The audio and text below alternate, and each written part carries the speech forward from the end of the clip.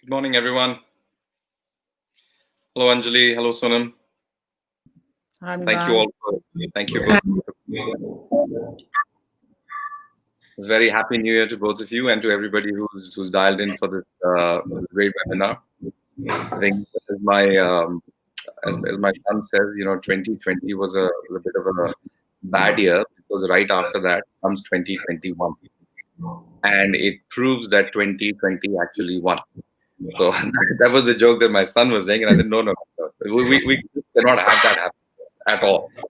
And I'm pretty sure that as a group, as HR professionals, so it is up to us, and it is up to the likes of Anjali and Sonam to actually guide us through what the HR agenda 2021 is going to be, so that 2021 is no longer 2021 and is actually only a numeric year.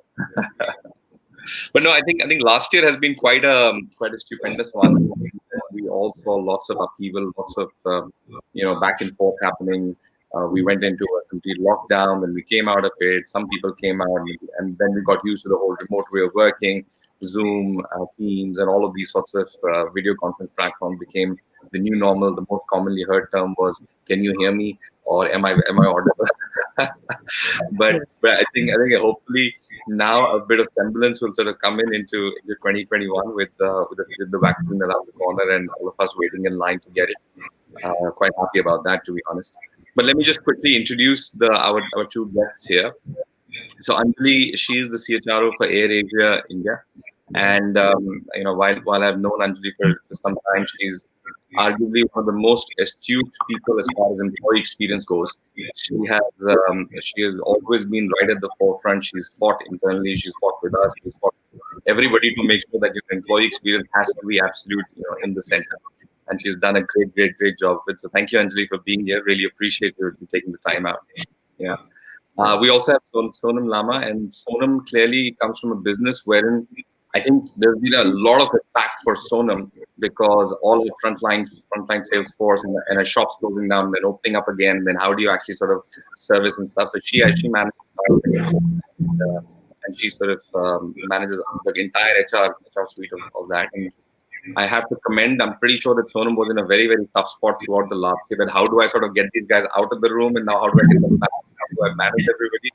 So thanks again, Sonam, for taking the time. We're really looking forward to getting some nuggets of knowledge from you. Appreciate you both taking the time out.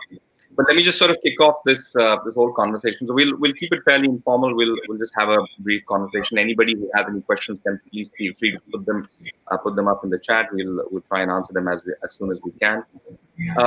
One of the key things that has clearly happened from last year to this year is that HR has now become a very central agenda for in the boardroom. How has that actually changed in your organization? I'd love to hear your views on that. What has changed from last year to this year? How has it sort of evolved, and what are the top headlines that you're thinking about for 2021? Anjali, maybe you want to go first? Yeah, in AirAsia, AirAsia is a JV with AirAsia and Tata Group, and we always been highly people focused and highly employee focused. And through 2020 and also as we get into 21, you know, we're really focusing and focusing right from the board level up to CEO up to at the junior most manager level. I think the focus was largely on wellness, right?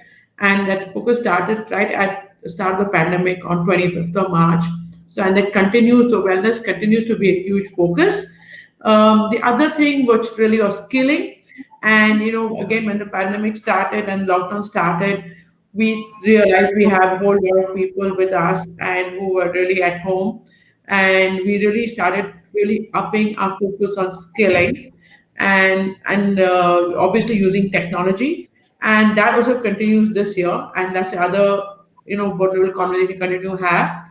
The third was continuous engaging and communicating with every single employee of ours. We call them all stars. So really doing it on a daily basis at multiple levels, across levels, whether with the CEO engagement or HR engagement or people manager engagement. And also we started really started doing a lot of peer-to-peer engagement work as well, so that people are not well, and I think we really like that so much, and that's going to continue.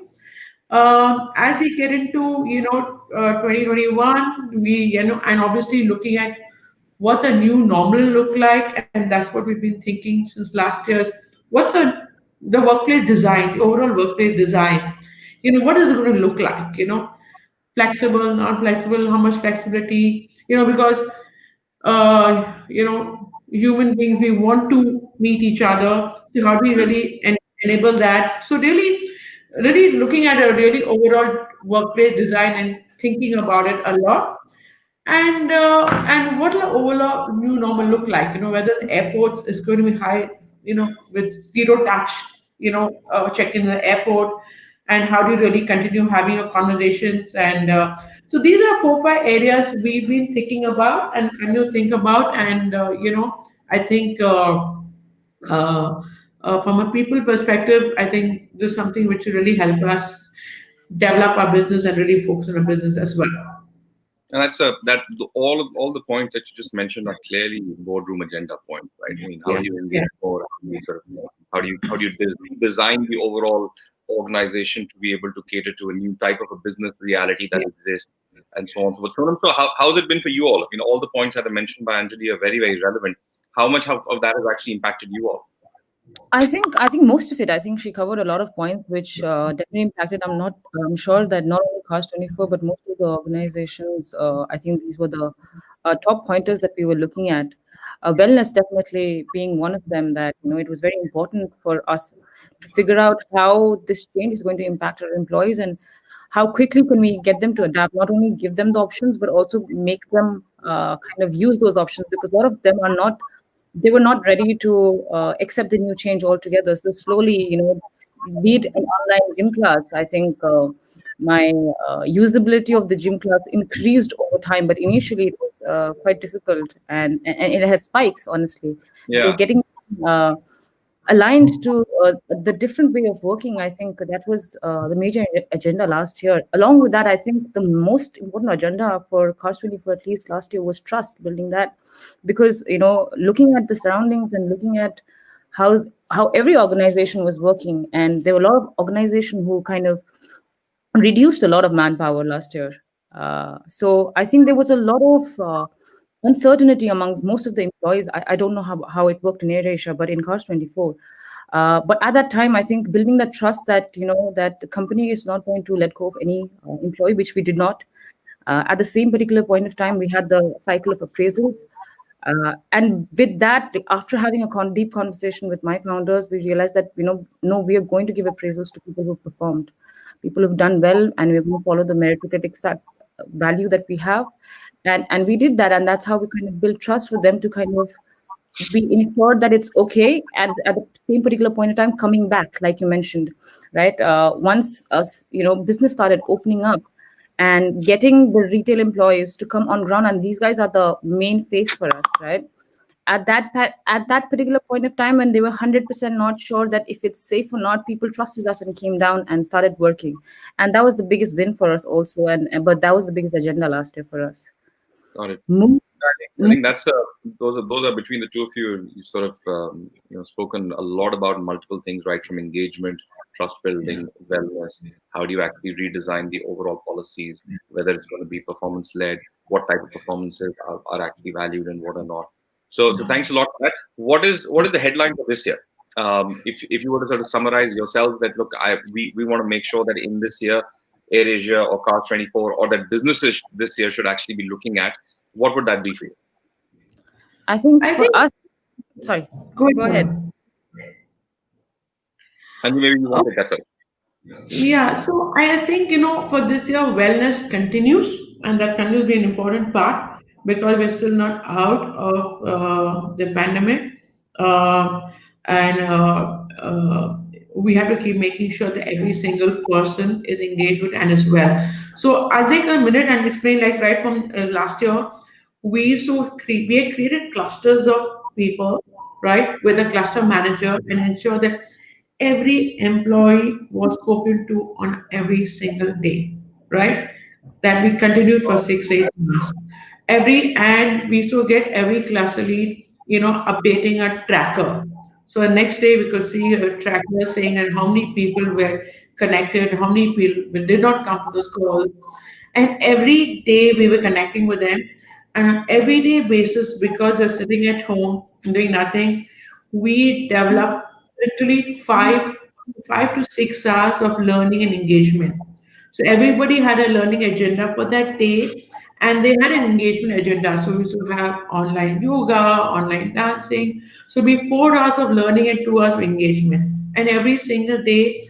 And we used to also track that what has been done by every cluster and how many people attended. And in case somebody is not well, obviously a Google form check going to everybody see how are they feeling.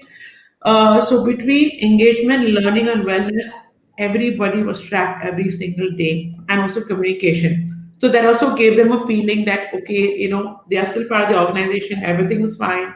So that really worked, and we continue doing so, obviously at a weekly level now, and because the operations have started, but that really worked. Coming to your question, as I said, we'll continue focusing on wellness and upskilling because there's a new way, like in the airlines, all the SOPs changed, became from high touch to literally a zero touch. Uh, we are still thinking about the workplace design, how it's going to be for this year and going forward, because honestly, we still don't know what 2022 is going to look like, right? But and the flexibility and how do we really work through it, because at the airports there's not much of flexibility you can give, because you still need pilots to fly the plane, you still need the cabin crew to be there as per the DGCA rules, you still need the ground staff, although at the airports it's become really zero touch. But that is not going to change beyond a certain point. But how do you really look at enabling more zero touch and even in office spaces? I think that's really, and the continuous reskilling, upskilling, because things are changing even at the airport level. How do you reach out to customers? How do you keep a customer delight and place with the zero touch? I think that's really what we're talking about. And how do you continue training employees in and on all stars how to really manage this without really with social distancing and and keeping a distance. And I think it will continue this year also. And it's always good to be really, really safe, because you don't want people falling sick, and that's why wellness continues this year. So, Yes, I and we're thinking agree very for much. Sorry. yeah, and this Sorry. last thing we're just thinking what the new normal look like. So there are a lot of discussions around that. Oh, okay. So what I heard you say is engagement, wellness will continue, agility to be able to sort of execute new things will continue. So, now what about you? Is that similar for you as well? Did you guys also do a lot of learning and engagement? Yep, I think rightfully mentioned. I think health and wellness, not only physical health but mental health as well, will be, I think, on our top charts as important. Right? Not only providing the facility but understanding why it's important, because a lot of people don't know when to ask for help. Right? They don't know that this is normal. This is a lot of people still have, and the kind of staff that I have 70% of frontline staff, and people are still unaware and still learning about how important mental wellness is, right? People are shy, people don't want to come in front. So that is something that I really want to solve for people. One other thing, other two things that we're working on is, one is scalable model. That is going to be the agenda for Cars 24 overall. Not only HR of Cars 24, but Cars 24 overall in terms of building scalable models. Third thing is connecting, engaging people. Virtually, we've had Zoom calls, like you mentioned, which are great, but the feeling when you kind of have the water cooler conversation. I think yesterday we were chatting about that, right? Or not only just talking to your direct reportees or your manager, and apart from that, having like people to have lunch with, right? Yeah. That is something that I'm trying to I want to kind of fix that. Because of that, I feel there are certain silos that also have been built in the while I've been working, even in my team. So if the recruitment team is there, they're just working on their Yeah. front and their aspect of it. They don't know what the HR operation teams might be doing, right? So bringing them more closely together and breaking those silos is going to be the next agenda in terms of connectivity and connecting and engaging people. No, that's a great point. That how do you sort of really break silos that might have actually consciously or unconsciously built up during this time, and also continuing on the overall wellness agenda, both for the mind as well as the body, and finally engaging. So we'll come back to the whole engagement point, but one central theme that has sort of come across, what both of you have actually said till now, is that of agility. Yeah. Organizations during the last year had to be extremely agile, as well as this year as well. You will have to be very, very agile. So, in fact, it reminds me of something that we did for quite a few of our clients when the whole COVID thing started. Clients came to us and said, "Look, we need a work from home module, right?" Everybody had a attendance and leave module, but nobody had a work from home module. So, using our past platform, we very quickly set it up and we sort of made that available to clients. 4 months later, they came back to us and said, "Look, now we don't need the work from home module. Now we need a hot desking module." Because people were now coming back to the office. 30% of the people were coming back to the office, and they had to now know exactly who's coming with approval and be able to sort of give that. Now, that level of agility is something that I will speak with both of you separately about that, given that. But overall, you all obviously must have also had a lot of these new challenges that are coming up. And do you anticipate that coming up again, Sonam? Coming up again, I think. Is the whole agility that you need to keep on changing your processes, policies, and stuff? Of course, I think one of the advantages and disadvantages, I would say, because it has pros and cons of being in a startup is, or in a startup mode, is always agility. And at the same particular point of time, as HR, we need to figure out how quickly the employees burn out, because as much as you demand of agility, at the same particular point, the number of working hours or the kind of input that you're putting increases, right? Because you're asking for 10x from or 100x from an employee. From the same Yeah. employee, would maybe in the last 2 years you were expecting an 80 or a 70 there, right? So at that particular point in time, I think agility is something that we are really always looking to in Cars 24. I mean, I would say last year what happened was, as soon as the lockdown happened, we moved to a model which is a home inspection, which we were not ready for. Yeah. Right? And our on-ground staff who used to sit in the retail outlet quickly changed the model. Our senior leadership, our on-ground staff, they started working on home inspection. The tech team, the product team, so quickly we changed our model, right? But that took a lot of effort. It took a lot of all-nighters to get there, right? Sure. So I think what the most important fact that we're going to focus on is how we can plan the agility at the same particular point of time, ensure that there is hustle also in the team, right? So that my employees don't burn out. And Yeah. at the same time, because if you see nowadays, if I speak to any tech or product employee or any employee in retail, they are looking to spend more time with family. They are looking for own personal development, which was, yes, it was important before also, but now it has gained so much importance that you will not be able to hire great talent if you keep burning out your employees. Yeah, no, I agree. And Anjali, you guys changed over a lot of your tech also last year, and Yeah, yeah. Yeah, I think we're always changing. Yeah. I think probably except for me, most of the everybody in the company is really young, so hence really agile. And just to tell you that now I ask people strong work from home model. Now I ask them a flexible work model, right? Looking at a flexible work model is never going to be static, right? absolutely. So, and I need a flexible model because, say, I'm Anjali, I work from home. We like to go to office sometimes, me, my colleague, right? So Right. everybody needs that flexibility. So nobody can be 100% work from home, 100 work from office. So I've asked people to give me a flexible working model right now. You'll be But getting it very well. yeah, You'll get it. yeah, so a lot of changes has happened in the airline industry. A lot of changes have continue to happen, and we are like moving technology platforms like crazy. And I remember like we transition our payroll from X to your in like 6 weeks time, record 6 weeks, and without a single error. And now we're transitioning other technology also. But I think the most important part when we really choose our technology partners, how agile their technology is, right? Because ours keeps changing.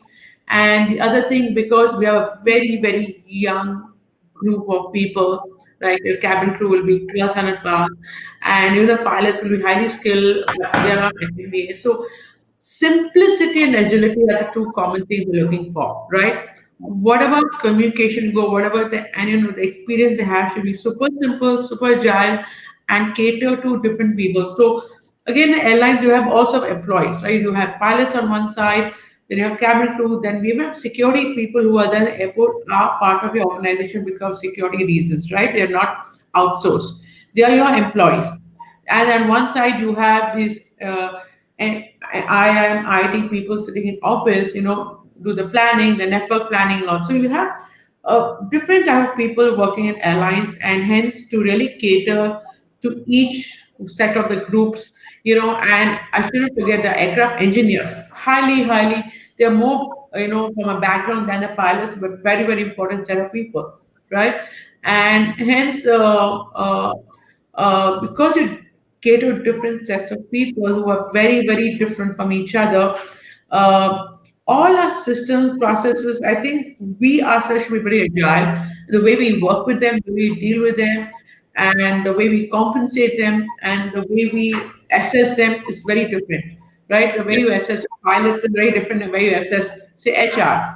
So, thankfully, our company, I think, has been very agile. But I think last year took it a different notch, and it's been interesting, right? It's really been interesting to see how well we can quickly turn things around. Yeah, there Yeah. are overnight years sometimes, but I think those are required. Obviously, not through the year, but there are some overnighters required for you to really turn it on quickly and push it in front of your internal customers. And I think as the world goes, I realize there'll always be something coming up now. There'll always be some clue, something coming up, something crazy coming all the time. And I think the requirement of people, one of the skills you will need is to be agile. Agility is going to be a skill, right? I agree.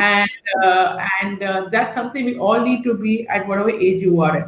So systems agility and process agility and people agility. I agree So, with you. and Thank that's you very much something which, for that. that's really here to stay. It's not an answer for It's just I yeah, agree with yeah, you. And yeah, also, let me very, very quickly thank you for choosing BP Strong and allowing us the opportunity to serve you. We promise to remain agile as much as we can, and we promise to keep you also on your toes for sure. yeah, yeah, I'm just going to move the gears a bit. Last year, or at least historically, whatever I used to always think of performance cycles. There used to always be a performance cycle where an employee would go and he would sort of set up his goals for the next 6 months, and then after 6 months the manager would go and review his goals, and then they would have a discussion, and then basis that his performance would get evaluated. Now, I was always very fascinated with that. I'm not from a typical HR background. I was always very fascinated with that. That why would I want to look at a HR, look at what has happened in the past 6 months, because all of that is now dated. So, I sort of pretty much I've got a lag of 6 months to perform to be able to assess anybody.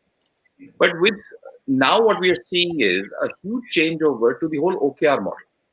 The objectives and key results and stuff. That how do you keep on assessing on a bi-weekly basis, maybe also a weekly basis, self-assessment, manager assessment, feedback loops, and so on and so forth. How is that changed for you all? I know that at least for us right now, the number of companies who are talking to us for OKRs and performance management is just ridiculous. And I have never seen that this shift or this tectonic shift happening towards a performance based or an outcome based yeah. performance management system rather than what it is right now. What's it been for you, and what do you think is going to happen? Anjali, maybe you want to go first. So for many years, I was a talent management person before I became a CHRO. Performance management really needed to change. It really needed a change. And we kept looking, and but I think there's always merits of everything. So 2020 had a lot of challenges, but I think it paved way some for much better performance management processes. Now, I'll just split. One is a performance system, right? And system is just where you record your things, right? Earlier it used to be an Excel sheet or Word document, now it's a system. However, I think from a mindset point of view, from a manager mindset point, that is really the important part of it, right? So earlier your mindset was, okay, let's do our annual goals, and it should be only annual, and just a lot of it, as I said,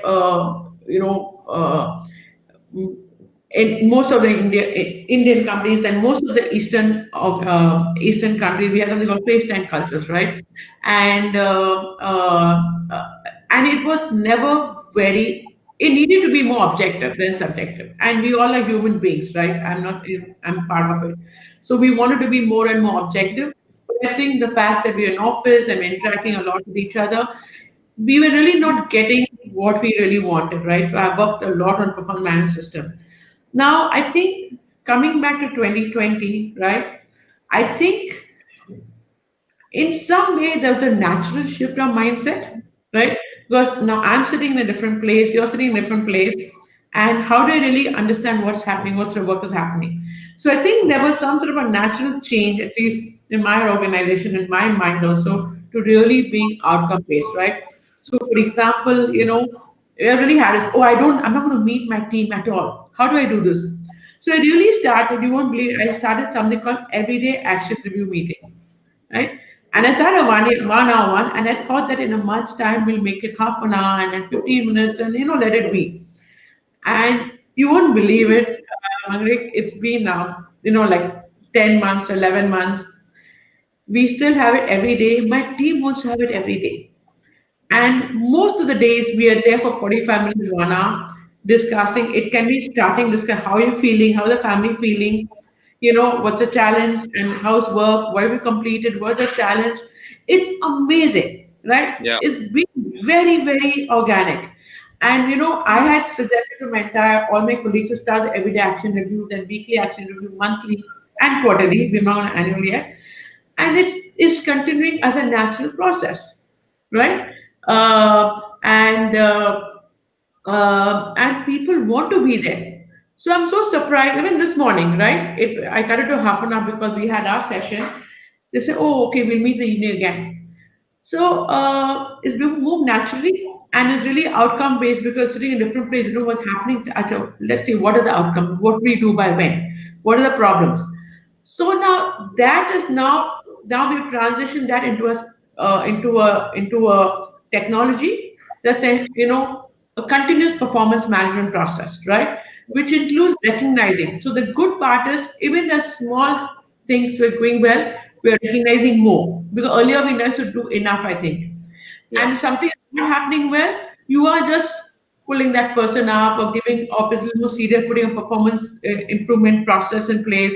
Or in operations, we have merits and demerits. So I think it's getting well balanced. So someone doing something well, the recognition is much more than normal, and someone not doing well is getting managed pretty well. I think I think in some way pandemic has done this for us, and we're not transferring the technology and having a system called a continuous performance process. I And agree. I think that's been one of the greatest thing because it's something we wanted to do and it's happening now. And the other thing is that some managers doing well, some managers are not doing well. But we've started this peer-to-peer learning process where managers get together, understand each other, what each other is doing well, and they're trying to copy the something similar. So I think that's really worked well. Fantastic. No, I think this year is clearly going to be an OKR year from my perspective. I mean, if anybody is going to be on the old age of performance management, that set your goals, have your balanced scorecard, and only this, I think that is going to be a big one. So, what are your views on that one? You guys, anyways, would have been sort of doing performance exactly on the basis of outcomes, right? Yes, yes, we always have been. I think, honestly, like, when you mention OKRs, for our frontline staff, it's always been, or for the roles which are number oriented, it's always been in terms of, what is the outcome? What is the Yeah. input metric you're putting in? Say, for example, if it's a person who's evaluating a car, right, for us, who's one of the most entry level employees for us, and the junior most and the strongest employees for us also. So if they're the number of cars they're checking, the kind of reports that they're making, there's always been the input matrix. The outcome would always be how many cars are we selling, right? Because in the end, the organization goal is to ensure that we buy or sell the car, right? So at the same point in time, so outcome is there, but the input metric is also something that we always tracked. That was for our frontline. Of course, it comes the tricky part comes when you come to subjective conversations. Like, say, for example, let me take an example of HR. I think when you are having an HR review, it's very difficult to figure out, okay, what are your outcomes based on, and outcomes are most, in my older conversation, it would be very subjective. But I think in the recent conversation, what I have changed or what we have changed as an organization, it becomes more objective and it becomes more number oriented or data oriented. Say, how your employee pulse survey report says that HR has actually done well. So if you're from a 7 pointer, you're at an 8, and how did you move there, right? What kind of metrics do you follow, and what are the metric movement like? So you exactly know, looking at your metric of say 7, say I need to work on engagement, I need to work on an R&R, right? So when I put my efforts there, and I know the ticker is moving, that means the impact is happening. Instead of Yeah, organizing engagement activities and saying that hey, everybody is happy, or maybe running a survey, but I know the ticker is moving, right? I think the yeah. similar way as I think a sale would work, like when the number of cars are getting sold. Similarly for HR, I think at the same point of time, I think data is very, very, very, very important, so that we know that it's all output based. It can be Glassdoor review also. So a lot of people are focusing a lot and talking a lot about a Glassdoor review and how important it is. I think it's a true reflection of an HR team in terms of how well are you doing, all right? How are your exited employees talking about you, right? Is it better? It doesn't have to be like a 4, 4.5. The scale just needs to go up depending on what kind of activity you're doing, so that you know that it's outcome based.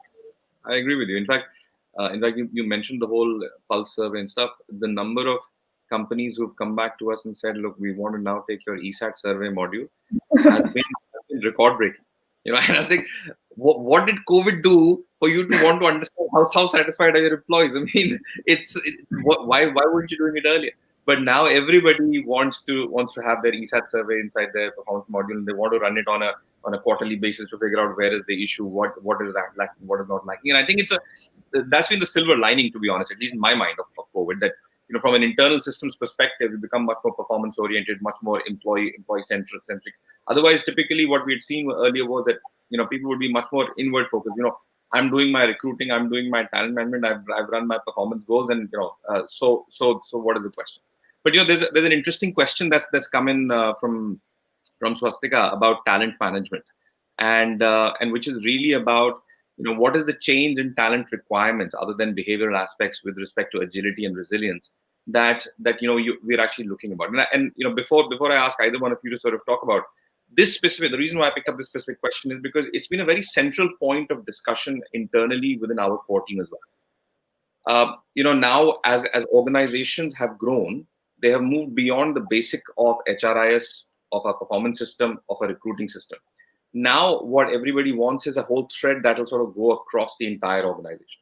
From the time an employee enters till the time that an employee exits, how can I ensure that the skill set that he actually had at the beginning gets enhanced during his lifetime and in a measurable manner to be able to perform better, and then be able to guide him towards the best path so that he doesn't attrite.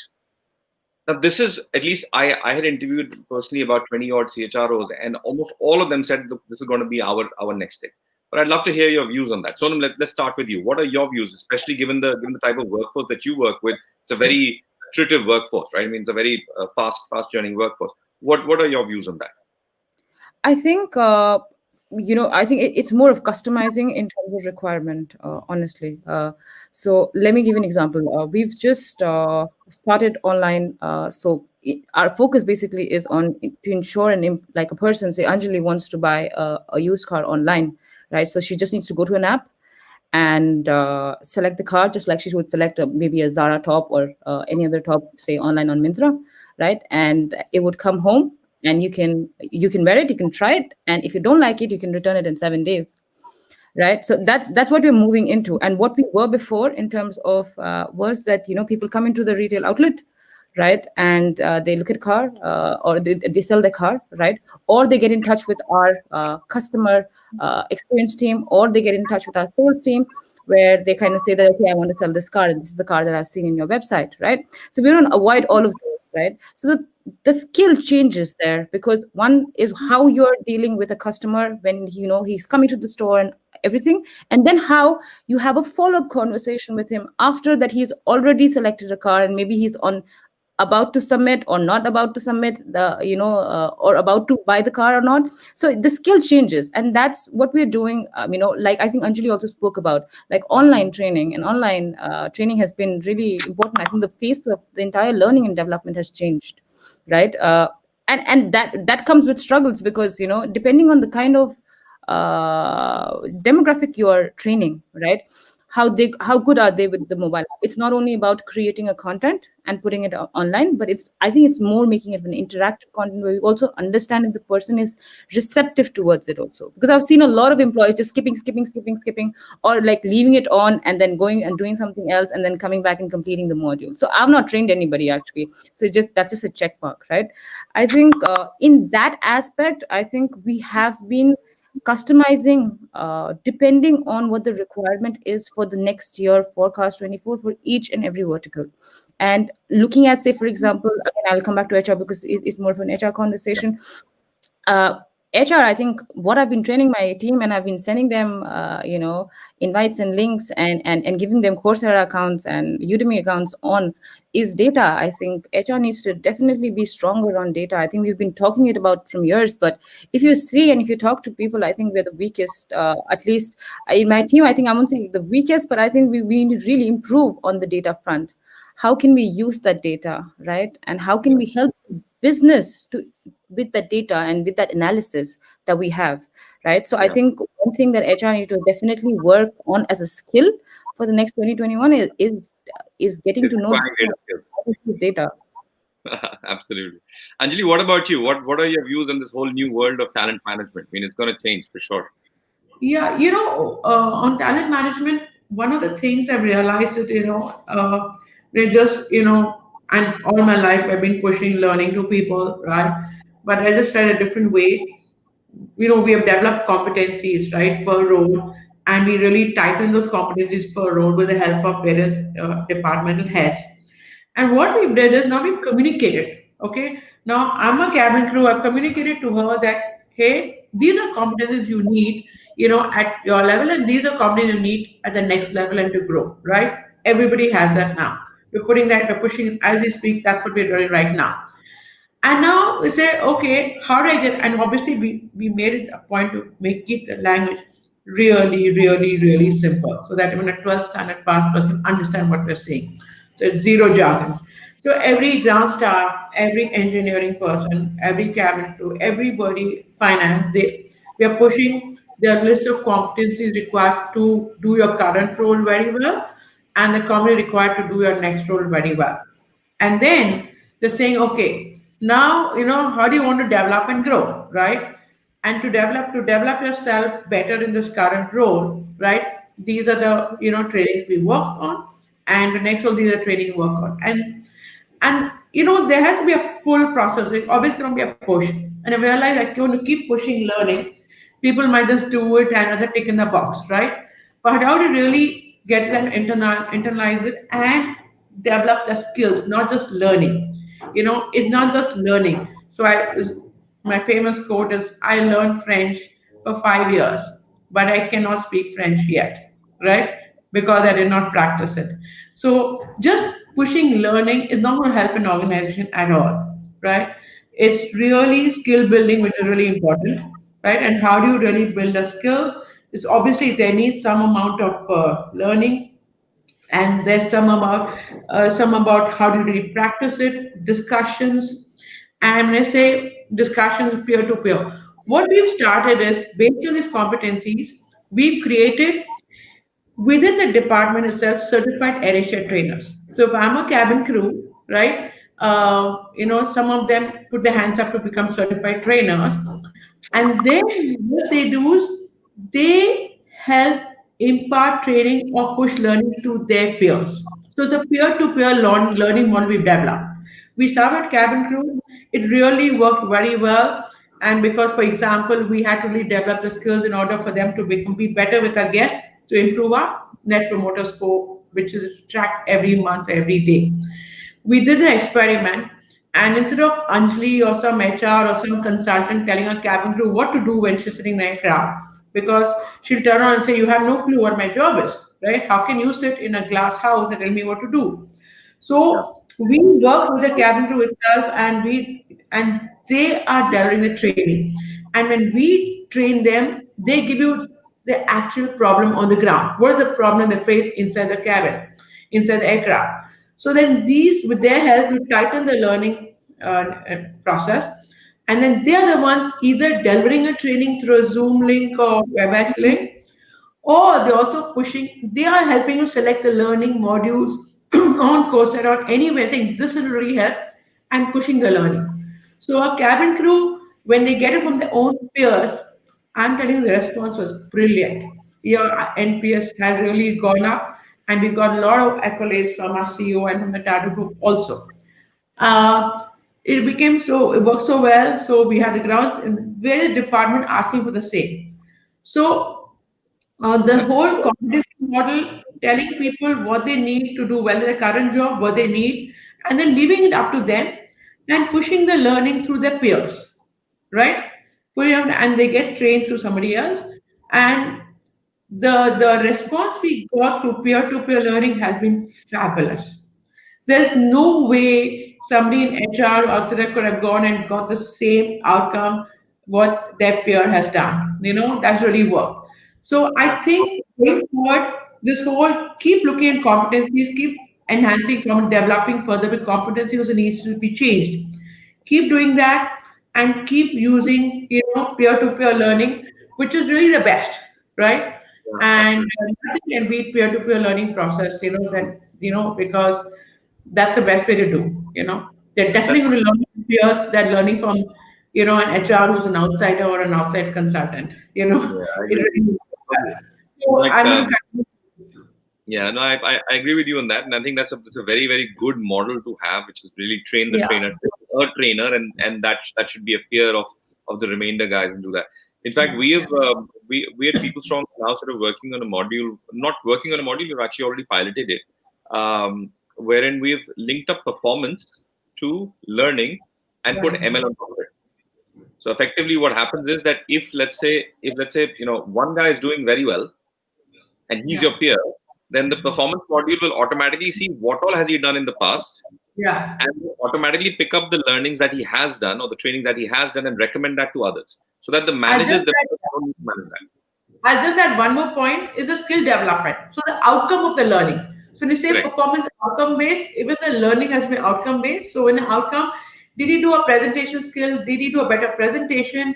Did he do a better Excel? Did the learning on behavioral change? Did he get better customer accolades? So I've just added an outcome based learning process. So I'm calling it a skill development process because that's a little more outcome based than a learning process which is more inward facing. So that's the only difference. That's a different terminology we're using right now. Instead of learning, we're calling it skill building. No, So that absolutely. I also think has business outcomes. Yeah. I know it matters a lot. Skill Yeah. Yeah. development is always appreciated more than saying, come, let's do a training. Yes. Yes. Even by the employees themselves, they don't want to Yeah. get Which trained, is they want to also, do yeah. their own. Yeah. So Which is even really these small things, yeah, I agree with you totally. There's yeah. there's another very well, I mean, it's an important question to answer. Anjali, you mentioned, and Sonam, you also mentioned certain things that you did in the wellness side. Now, I'm pretty sure that this could also have been done online and stuff. Could you just talk a bit more about the type of things that you do? And I'll tell you what we have done for all our clients. So, like, we've gone and now tied up with Isha, like the Isha Foundation, right? And we've got all of their content put up into specific modules saying how do you ensure that stress is not your thing? How do you ensure that your family life is good in these troubled times? How do you do Yeah. this? All through Sadhguru, rather Yeah. than me having somebody like that, somebody else. It's directly from Sadhguru. So we're doing that, and we're seeing quite a good uptake of that happening now in our clients. And we'll Wow. have that for you as well. But what exactly did you all do? Anjali, maybe you want to go first. So, as Sonam decided, why do we do it in mental and physical wellness, right?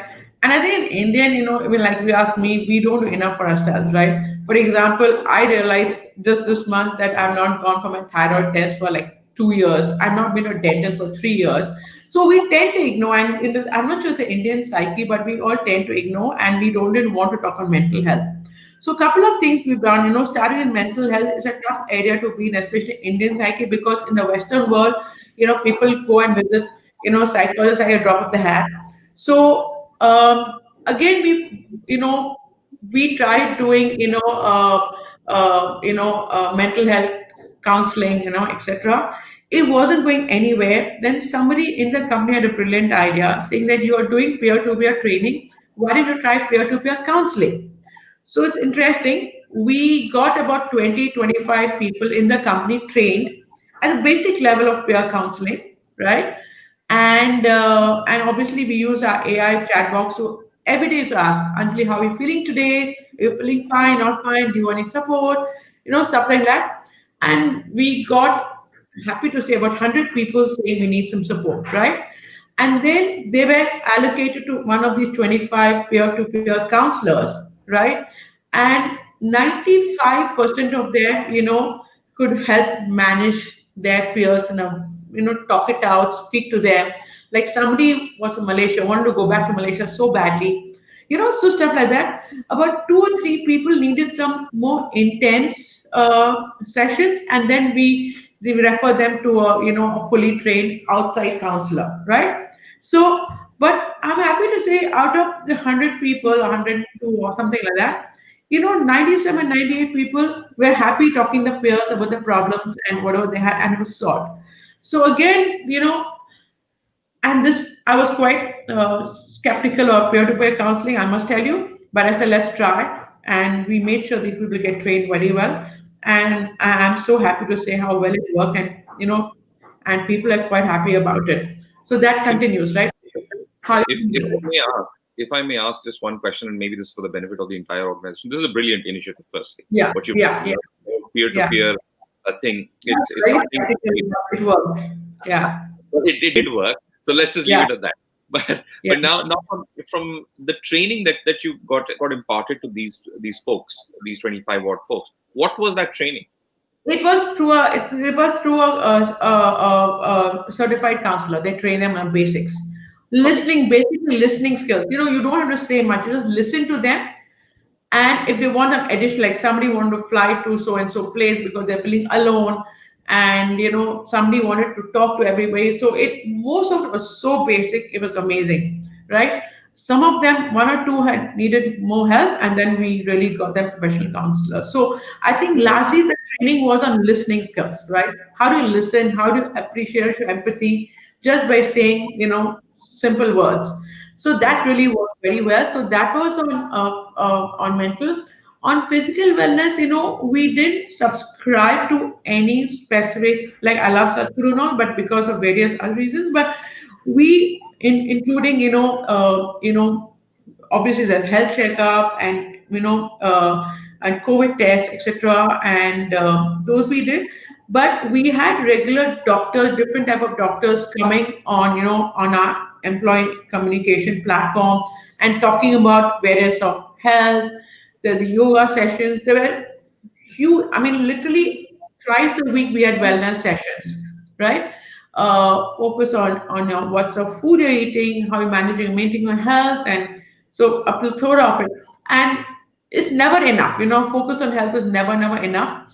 And the thing is, I think more than pushing health initiatives and all that, I think our mentality has changed. More focus. How much do you walk? Are you walking enough? So, for example, there are videos of walk at home. We should push videos at walk at home. So it's not enough in my view. And I think this year one of my focus area to put some structure to this, physical health process. And because we have employees sitting in 20 locations, right? They're so dispersed. So how do you put a structure to health? So that's something we are focusing on now. How to put a little more structure in health and wellness so that reaches every single person. We're not able to do that right now. Anjali, when you mentioned that it developed basic skills like listening skills and stuff, I was almost tempted to say all the husbands on this now should also get that training. Yeah, Because I'm not spouses right now. That's different. But just on a lighter note, I mean that's the common yeah, thing. You don't listen to me. I'm yeah, like, yes, yeah. right. No, So but I think we put so little more brilliant. structure to physical health process this year, and like we have like no smoking campaigns and all that, a lot more structure into the physical, and that's something which we're working. How do we structure into physical health? So that's what we're looking at right now. Phenomenal. Sonam, what about you? You also mentioned that you guys did quite a bit of wellness initiatives.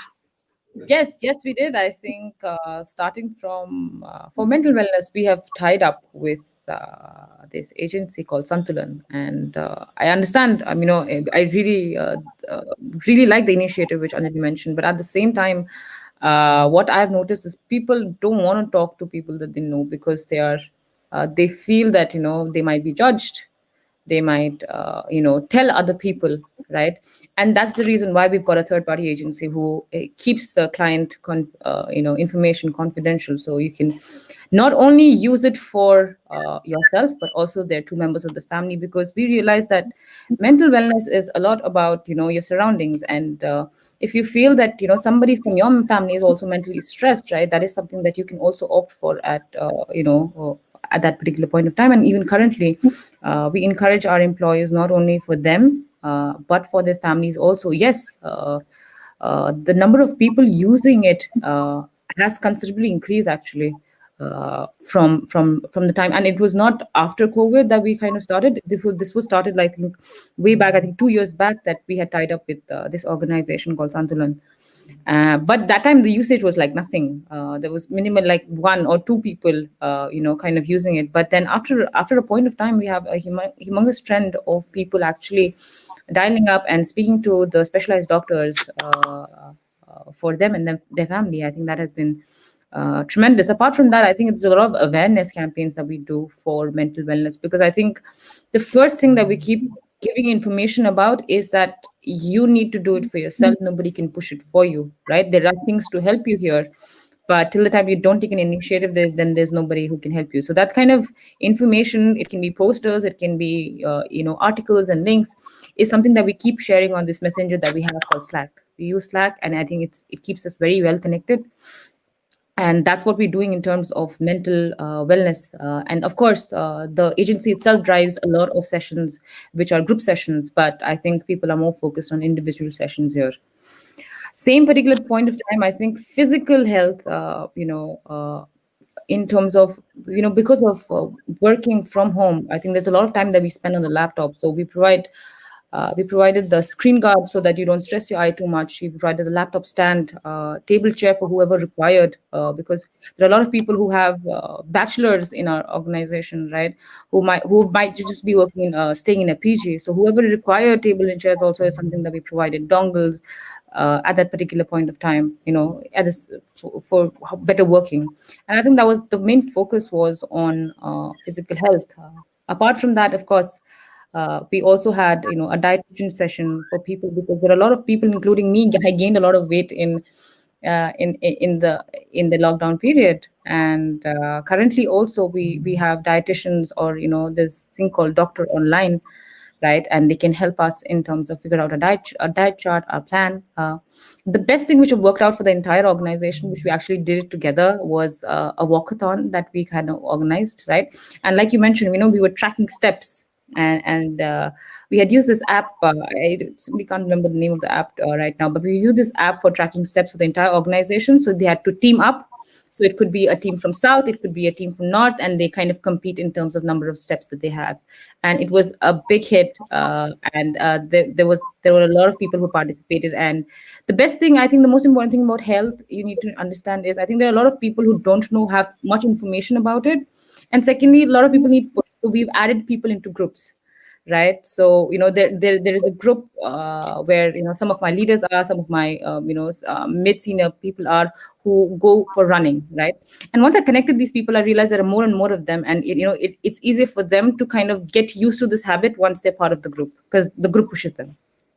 No, I agree with you. I think that's a brilliant thought that you put forward about how can you get everybody involved and given a bit of a competitive nature of the overall game. So phenomenal stuff. There's a related question that's been asked over here by Dipali, and what she's actually asking is that, hey, aren't people actually just tired of screen time? No matter what we do, whether we're doing wellness, whether we're doing training, whether we're doing meetings, whether we're doing whatever, at the end of the day, we're still in front of a screen, be it a mobile or a laptop screen. Now, have you all initiated certain policies which say that, look, you need to cut screen time at such time, and just please cut off completely? I mean, I know that, like, for example, at People Strong, we do have a unsaid rule. We haven't set it up formally, but we have an unsaid rule during lunchtime, and after 5:30, you will take explicit approval of somebody before you are actually going to do it. and it works for us. But what did you guys think? And do you think that's an important one for you, Anjali? Yeah, it is important. So, obviously, when we first started the lockdown, it's like the pendulum, turning to the extreme left, right? And we used to work like nights and crazies. And it has really been toned down now, right? And so, normally, what we do is, yeah, we do have our lunchtime, etc., and we don't really bother each other. And but you can't fix a fixed lunchtime, so people have it differently. But what we do is we just make sure that everything, whatever meetings we have, they are on the calendar, so we don't disturb each other. A B is a lot of times, there are times when new people are there, we insist on video, but then, sometimes we are just together, we insist on non-video so that, you need not keep looking at your bright screen all the time. I'm not sure how it helps. But yeah, like Sonam says, screen guard goes on, and we try to close by a certain point, it's at 7 in the evening. And unless it's something really, really urgent, we just don't bother each other beyond that. But we also understand you're sitting in a home, you're sitting in families, like if you're sitting in a place like Bombay or something, homes are smaller and there's bound to be some, family noise or whatever it is. We've just learned to accept that very well. And I think more importantly than anything, I think we've really learned how to treat each other. I think, okay, let me say this way, and this is all my entire team says this, we've really become much more closer now than when we are in the office. And this is Wow. everybody has said this to me. We are far away, but we become very, very close to our team. So we also have, by the way, Zoom parties. So every week, we have one hour where we just have fun. It's a Friday, 5 o'clock, and people look forward to that. I thought we'll just make it once a fortnight or once a month, and they said no, no, we do once a week. So we do Wow. our, video conferencing parties, Zoom parties, and they're very well liked with some online games. And people say that this has brought us much more closer. And not me saying it, the entire team says it, including my colleagues and everybody. Yeah. So I think everything in the world has advantage, disadvantage. Like if you decide to cross the road, there are problems, right? But I think we have to just go with the flow and see what works best and manage each other better. I So yeah. totally agree with you. Totally. So what about you guys? How did you guys actually manage, or how do you guys manage? But for people who are maximum time on their laptop, I think we got this feedback honestly that hey, that there is too much of screen time sometimes, and sometimes people just like incessantly call you whenever they feel that they have a free time, and though we do have calendar blocking system, but they have their own challenges. People overblock it. People say that I need time, and then of course there's only certain time in a person's calendar. So I think one thing that we did was figure out that, for team to team basis, what is your common lunch time? You decide that and you define that, right? And that is going to be your screenshot time, right? So whatever the lunch break is, apart from the front and the back, like, a few minutes ahead and later, right? You can add 15 to that. And you can have a screenshot time where you can spend and have lunch with your family, right? And it's going to be common so that the entire team is lined, because a lot of work is interrelated, right? Sometimes maybe because you're having lunch and I need you, right? And maybe you need Anjali when she's having lunch, right? But we realize if we have a common lunch time, and we have like a set time for everybody, so then people can just not connect with each other or not disturb each other at that particular point of time, because that's me time, right? Yeah. At the same time, I think we've been focusing and speaking to a lot of leaders on. I had a call with my founder, I think last week, and he said that hey, are we getting employees to work on a Saturday, Sunday? I said sometimes we spill over. Sometimes especially when on Mondays when I have induction, I have my HR team working on Sunday, that in case, hey, is all the assets ready, or all is not ready. So what we are all trying to do is focus and speak to all the leaders and say that hey, let's figure out a way where Saturdays and Sundays we don't disturb each other, so that that's your time, right? I understand, and I think the question is rightfully so. There's too much of screen time sometimes for me as well, and there's one more thing that we were trying to do, that instead of because we were trying to get people together and stay connected at the same time, and not virtually, because we've done a lot of virtual meetups. So we were thinking that we'll try and send our product team and tech team to maybe to to Goa, or to a hilly area, right, where they can just 1 week work together, right, and then connect also, and then come back if that is if in case everybody's, because it's optional.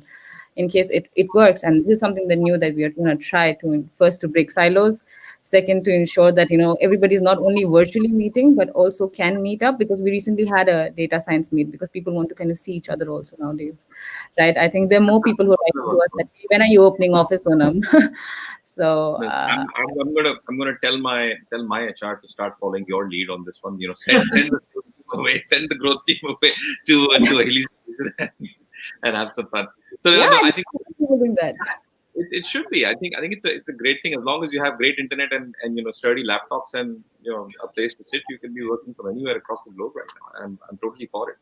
I mean, this is the first time, to be honest, that even the sales team or the client facing teams are actually saying, look, we could be anywhere now. I don't have to be part of a client anymore physically. But no, thank you so much. There are lots of other questions. My apologies, folks. We've not been able to take all the questions over here, but we're actually coming to the end of this session. It's been a great session, Anjali and Sonam. Thank you very much for sharing all the insights. Lots of learnings. I mean, engagement, learning, productivity, technology, wellness. All of these, I hope will continue to make us better and better HR organizations. And best of luck to both Cars24 as well as AirAsia in the new year. And we hope to do more business with all of you, and keep on supporting both of you as well as other companies that are around. So thank you both for the thing. I just have one last question to both of you. Any last predictions or any last comments for the team that's here, and we'll then wrap it up. Anjali and Sonam, anyone? No, continue to stay healthy, and because that's the best thing you can do right now. And once you're I agree. healthy, everything is taken care of. Fantastic. I think at the same time, I would say for the HR folks who are there, focus on data. It'll help you prioritize, right, and then focus on self development and self love. I think that's the most important thing. Fantastic. Great. Thanks a lot for that. Thank you Yeah. all for being a very patient audience. Thank you for putting in your questions. Really appreciate it. And again, thanks a lot, Anjali and Sonam, for taking the time to do this. It's been a great session. I personally learned a lot. And I'm going to go and implement that now at a lot of people's home. Thank you so much. Okay. Okay, thank Bye. you, thank you. Bye Bye. bye.